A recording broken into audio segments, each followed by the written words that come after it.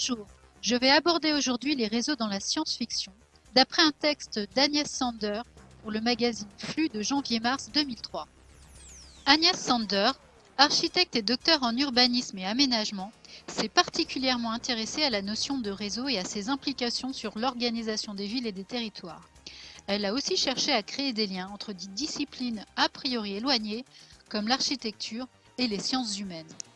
Elle se base sur des ouvrages publiés depuis la Seconde Guerre mondiale et aborde les réseaux d'une manière très large, du chemin de fer au réseau électrique et informatique, des canalisations d'eau jusqu'aux communications dématérialisées. Les ouvrages de référence sont très éclectiques, des nouvelles parues dans des recueils d'anthologies de science-fiction, aux classiques du genre tels que 1984 de George Orwell. Plusieurs périodes significatives émergent dans les ouvrages de science-fiction. Tout d'abord, du 19e au début du 20e siècle, une époque technophile où la technique est décrite de façon positive. C'est un vecteur de progrès, comme dans l'œuvre de Jules Verne. La première moitié du 20e siècle amorce un changement radical, avec une peur croissante des machines et un rejet du progrès technique. Ravage de René Barjavel souligne les dangers d'une société qui repose sur la technologie. Dans la seconde moitié du XXe siècle, se développe la notion de réseau dans la science-fiction. Le pessimisme est encore largement majoritaire.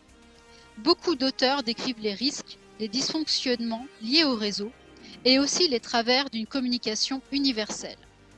Il faut attendre la fin du XXe siècle et le début du XXIe siècle avec le développement des réseaux informatiques pour qu'une image plus positive émerge à nouveau dans les ouvrages de science-fiction.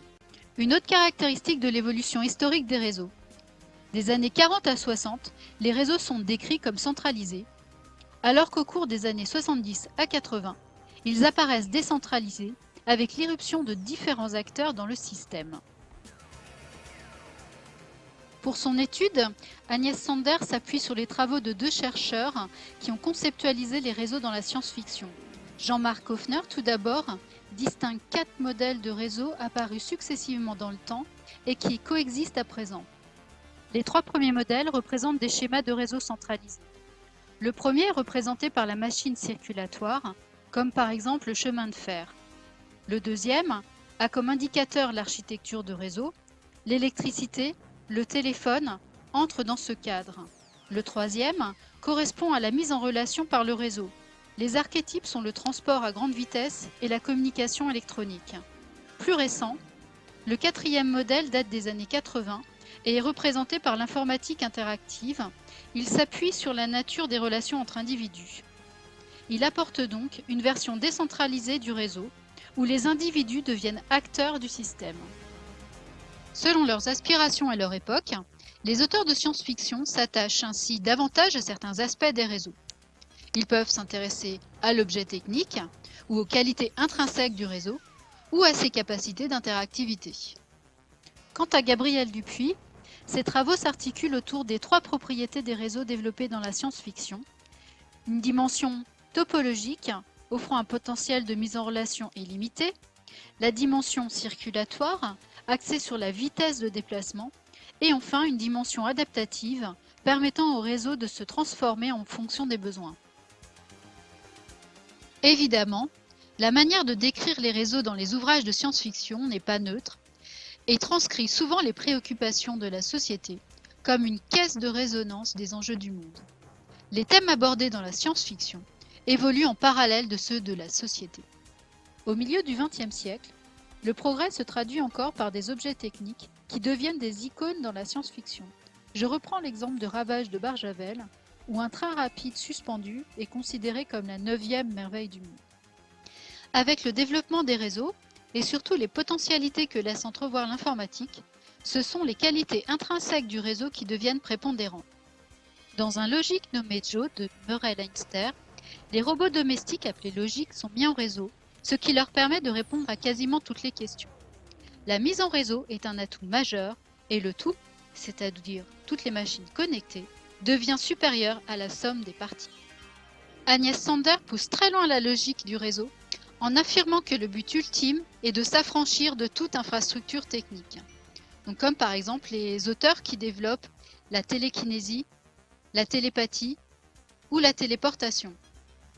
Dans Les Plus qu'humains de Theodore Sturgeon, 4 enfants aux pouvoirs paranormaux et un handicapé mental sont capables de fonctionner en réseau par télépathie, capacité leur permettant d'accéder à la téléportation pour certains d'entre eux. Cette mise en réseau, de cerveau en cerveau, les transforme en un être unique et plus qu'humain. Libre de toute infrastructure technique, la dimension adaptative du réseau peut se déployer sans limite. Souvent pessimistes, les auteurs de science-fiction n'hésitent pas à dénoncer les risques et les travers de réseaux mal contrôlés. Les risques géographiques, dans le cas de machines circulatoires, peuvent aboutir à de gigantesques congestions, voire à un étouffement et à des dégâts écologiques irréversibles. D'autres risques sont liés aux erreurs humaines et à toutes sortes de dysfonctionnements. Les risques dus aux effets de réseau sont particulièrement représentés. Dès 1945, dans Je me souviens de Babylone, Arthur C. Clarke estimait que la télétransmission d'émissions de télévision grâce aux satellites pourrait devenir une arme de propagande. Eh oui, un visionnaire. Sans parler des dérives totalitaires engendrées par un réseau centralisé, comme dans 1984 de George Orwell. Heureusement, certains auteurs envisagent les réseaux de manière plus positive, notamment depuis la fin du XXe siècle. Un exemple qu'Agnès Sonder considère comme l'idéal ubiquitaire. Dans Les étoiles sont vraiment le Styx de Theodore Sturgeon, on dépeint l'idéal d'une communication universelle avec un réseau décentralisé. Des couples de jeunes amoureux sont ainsi envoyés dans l'espace pour coloniser l'univers, permettant à l'humanité de se répandre. C'est l'amour qui permet aux hommes de conquérir les étoiles.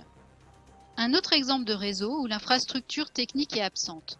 Dans Hyperion de Dan Simmons, l'héroïne aînée enseigne aux hommes à se déplacer mentalement au sein du vide et à communiquer entre eux, avec leur passé et leur mort, et de comprendre les autres espèces vivantes.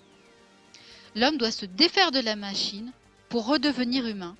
Il poursuit ainsi cet idéal où les réseaux sont libres de toute infrastructure. De manière à mon avis plus discutable, Agnès Sonder affirme aussi que les cyborgs, très présents dans la science-fiction, fonctionnent en réseau sans recours à des infrastructures techniques. Sans entrer dans la polémique, je ne peux m'empêcher de vous montrer un extrait, évidemment trop court, de Blade Runner de Ridley Scott. Pour aller encore plus loin, et dépassant la dimension technique, les auteurs de science-fiction explorent les réseaux en redécouvrant les mythes. Ils se saisissent des réseaux parce qu'ils permettent d'amplifier des mythes préexistants, que ce soit le mythe du monstre qui échappe à son créateur, comme Frankenstein, ou plus positif, le mythe de l'harmonie et de la communication universelle. Enfin, un mythe plus moderne apparaît avec le hacker. John Brunner, dans Sur l'onde de choc, réinvente le mythe du faible qui fait basculer le fort. Un génie informatique utilise les réseaux pour contrecarrer, voire renverser le gouvernement. Ainsi, le réseau qui aliène peut aussi libérer. En conclusion, les réseaux dans la science-fiction reflètent les craintes et espoirs de notre société. Historiquement pessimistes, les auteurs plus récents ont une vision plus nuancée des choses. Instruments ambivalents du bien et du mal, les réseaux ne sont en fait que ce que les humains en font.